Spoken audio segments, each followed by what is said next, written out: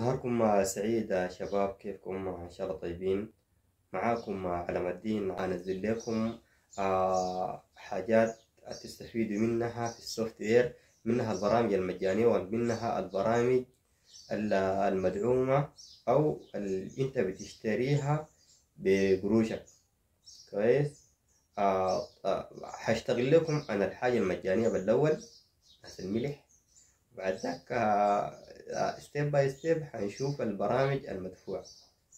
كويس. طيب أنا كزول مبتدئ في السوفت وير لازم إنه يكون عندي مجموعة حاجات إنه أنا قاعد أشتغل عليها. سلفا إنه أنا كنت بشاهد فيديوهات عن هذه الحاجات اللي أنا بشتغل عليها من واحد من البرامج الظابط اللي أنا بديت بيها أصلا، برنامج الكراك ميركل. هو برنامج فيك إنه تقول بتشتريه وفي منه نسخة مجانية.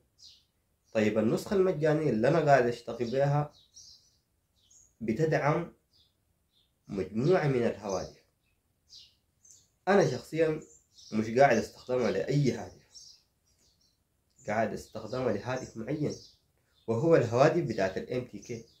وفي ال MTK أنا بشتغل يعني 3 أجهزة أو 4 بالكثير، منها مجموعة من الهواتف التكنو، ومنها التكنو 50 والتكنو 313 والتكنو 24 هتلقوهم في الفيديو تحت، ومنها هواتف النوكيا 5310 النسخة الكودي مش الأصلية، ومنها هواتف الجوني الأربع شرايح، ومنها الهاتف الايتيل سواء كان بالإصدار البطارية الكبيرة أو الإصدار البطارية الصغيرة.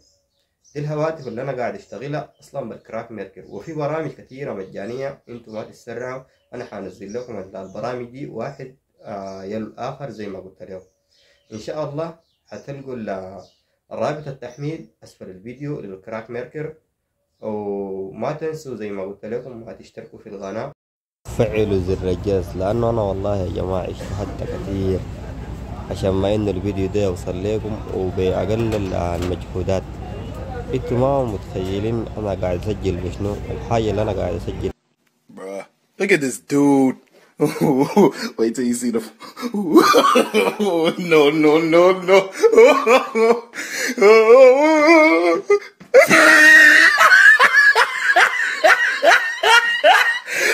Look at the top of his head.